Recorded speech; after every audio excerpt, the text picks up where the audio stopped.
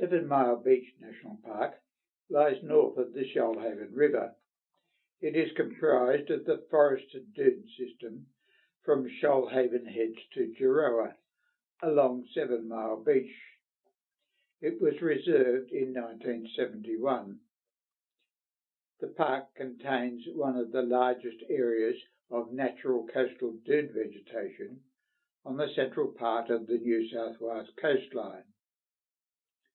Elsewhere, sand barriers have been extensively cleared for urban development. There are 3 main access points to the beach, the main one being Beach Road, which begins at Berry. Developed facilities are at Beach Road and Gerroa.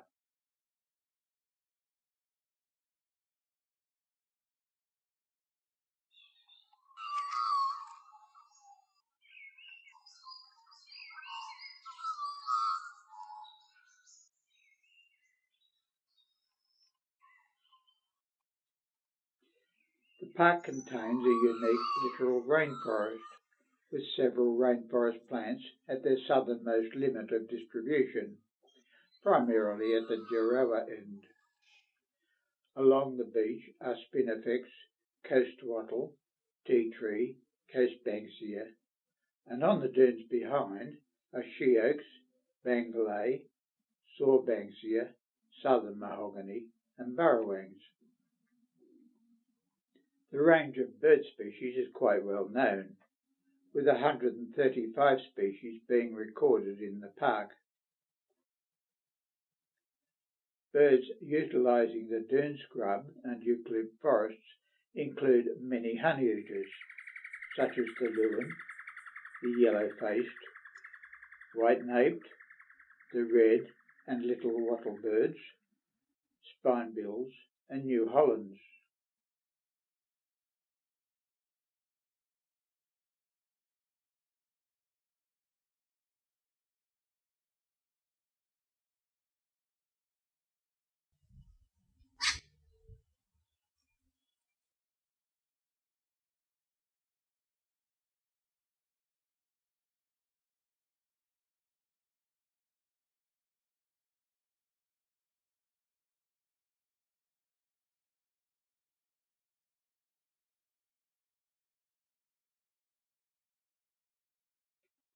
If you are very lucky, you may see the scarlet honeyeater, which visits the Shoalhaven area in the summertime. They are only permanently resident in the far north. Other birds to look for are the black-faced cuckoo shrike, golden whistler, grey shrike thrush, thornbills, and brown gerygons. Species commonly found in the rainforest area include the top-knot pigeon and the brown cuckoo dove.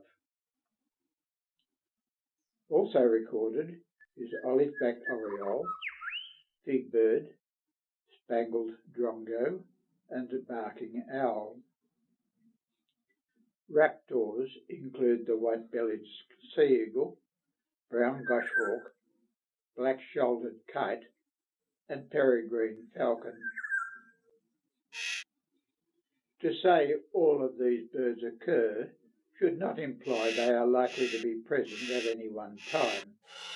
Indeed, most observers are unlikely to see many of them. Probably the best time to look for birds is early to mid-morning. And in winter, you should choose a sunny location where possible. The semi-open areas at Berry Beach Road picnic area and the northern picnic area near Gerroa make it a little easier to spot the birds. Elsewhere, the woodland and forest can be quite thick, and you may hear birds rather than see them.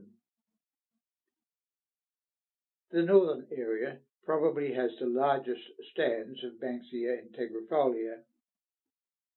Integrifolia occurs mainly on the crest of the first dune, behind thick stands of Leptospermum levigatum.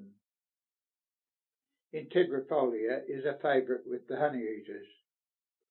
It flowers in April and May, as do Banksias spinulosa and Banksia ericifolia.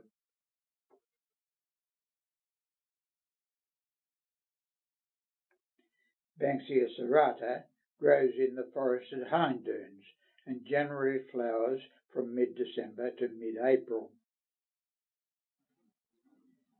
A severe fire in late 1970s allowed the spread of lantana. The fire completely consumed the park, including Kumanderi Swamp.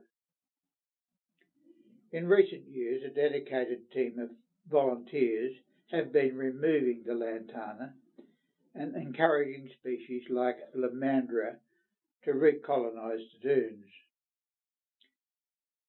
Their valuable work is particularly noticeable near the picnic area.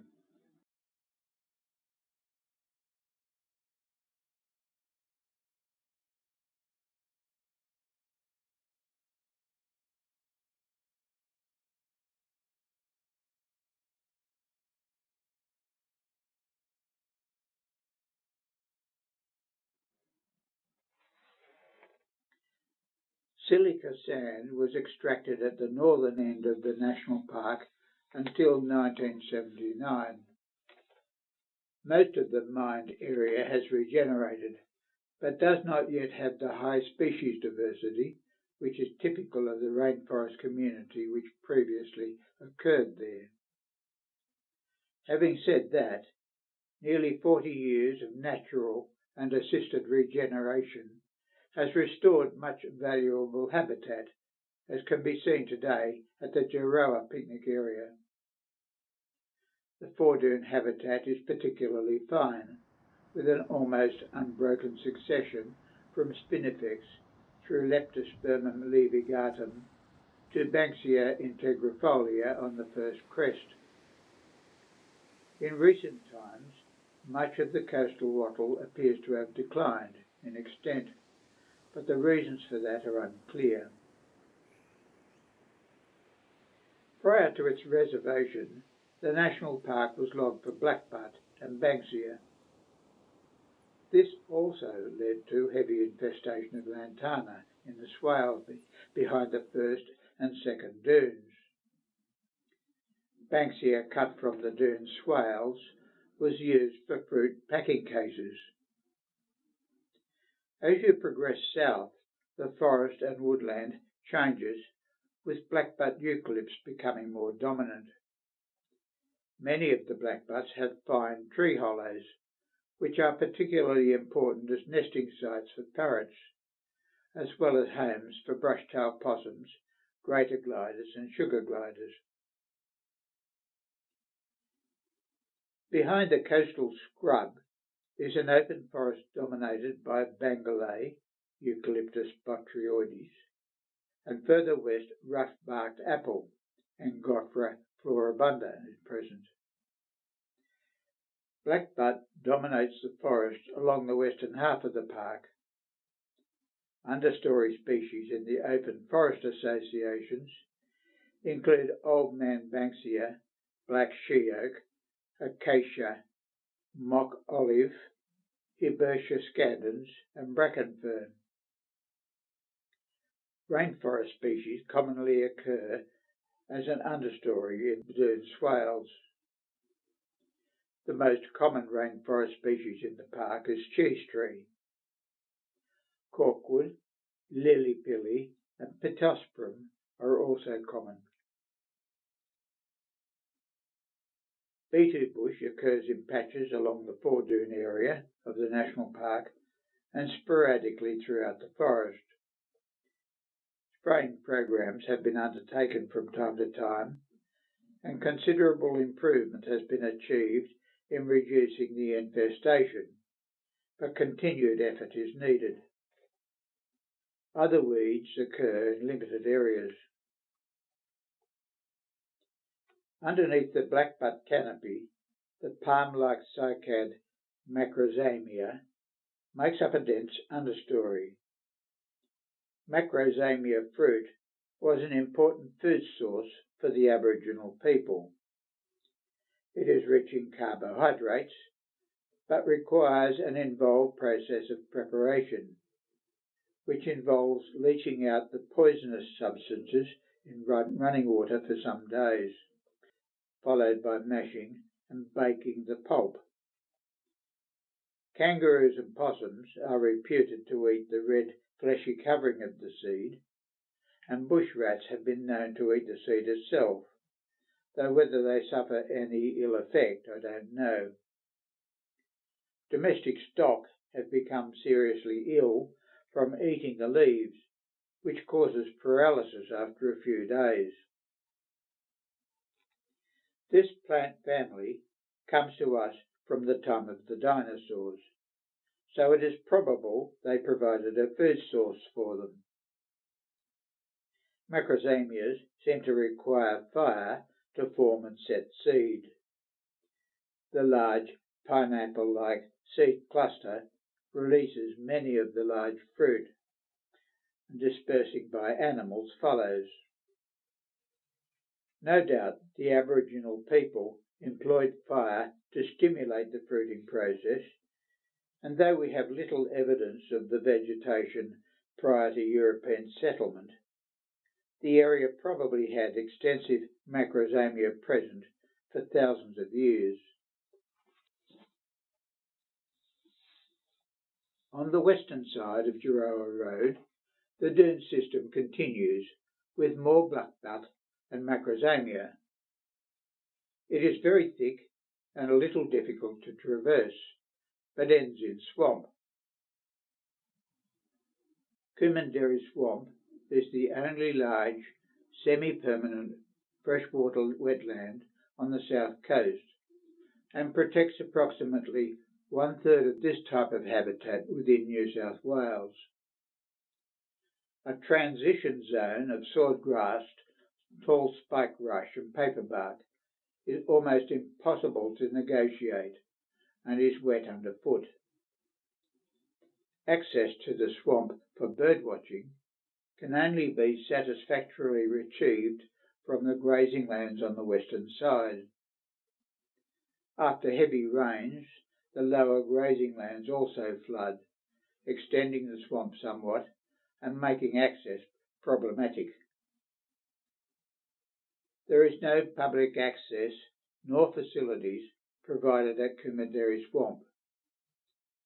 Regrettably, there are some drains which were dug in earlier times, which today has reduced the extent of the flooded lands somewhat. Kumanderi Swamp is an important drought refuge when smaller coastal wetlands and inland wetlands are dry. The swamp is a gazetted wetland under State Environmental Planning Policy number 14. But given the somewhat capricious attitude of governments to such matters, it doesn't guarantee protection against collateral damage from adjacent land use decisions.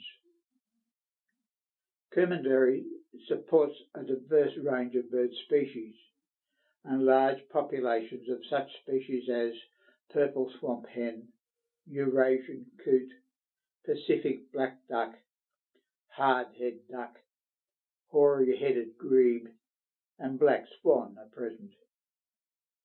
It is a breeding area for several species. The swamp is a valuable scientific resource, as much of the coastal freshwater wetland in New South Wales has been drained and cleared. The swamp contains a diverse array of plant communities, including the largest area of freshwater sedgeland in the region. Several plants are regionally rare or at the limit of their ranges. The swamp has a large population of the threatened green and gold bell frog and is the most extensive wetland in which this frog has been discovered in New South Wales. Other threatened fauna recorded at Kumanderi Swamp include the Australian bittern and the black-necked stork. The Australian bittern is a robust heron-like bird with a haunting boom-like call, and it is very shy. It eats anything that moves, from frogs to reptiles and small mammals like mice. In rice-growing areas where it occurs, its mouse-eating predilection is valuable. It can be confused with juvenile Nankeen herons, which have broadly similar appearance but are smaller and lighter. The Nankeen heron also occurs in the area. The adult Nankeen heron is an attractive rusty brown with a plain white breast, so it is very different in appearance to the juvenile. The black-necked stork, or jabiru, is a bird we tend to associate with the tropics in the far north. It has, however, nested at Mile Lakes and the Hexham swamps. Though it has apparently been sighted in this area, the chances of seeing it are probably very slight. Storks are capable of handling quite large prey, so mammals and frogs and reptiles would be on the menu. In the far north, they probably face double jeopardy given the spread of cane toads. But staff at Kakadu indicated to me that due to the largely solitary and dispersed nature of storks, it hasn't been possible to get any clear understanding of any impact from the cane toads. So far, cane toads are not an issue here, but whether there is sufficient large prey here for storks may be another matter. Mammals known to occur in the scrub and forest of the national park include the common brush-tailed possum, the ring-tailed possum, greater glider, sugar glider, swamp wallaby, echidna, long-nosed bandicoot, bush rat, brown antechinus, and at least 10 species of insectivorous bat. The water rat is also likely to occur. Though it is not the focus of this story, it would be remiss of me not to acknowledge the prehistory of the area and the major cultural significance the area has to the Aboriginal people. The National Park is only a small part of what is a rich tapestry of localities in the North Shoalhaven area, from Broughton Creek to Crooked River, embracing Comerong Island, Kullangutu Mountain, Muyan Hill, and of course beyond. The area is liberally peppered with sites with known cultural heritage, ranging from campsites to ceremonial, ritual, mythological, and spiritual features. And the cultural relevance of the locality is linked to a much wider geographic range. Ceremonial life is known to have attracted participants from the Victorian border to Bulli. Indeed, oral history refers to local people having attended ceremonies as far away as Yass and the Tumut River.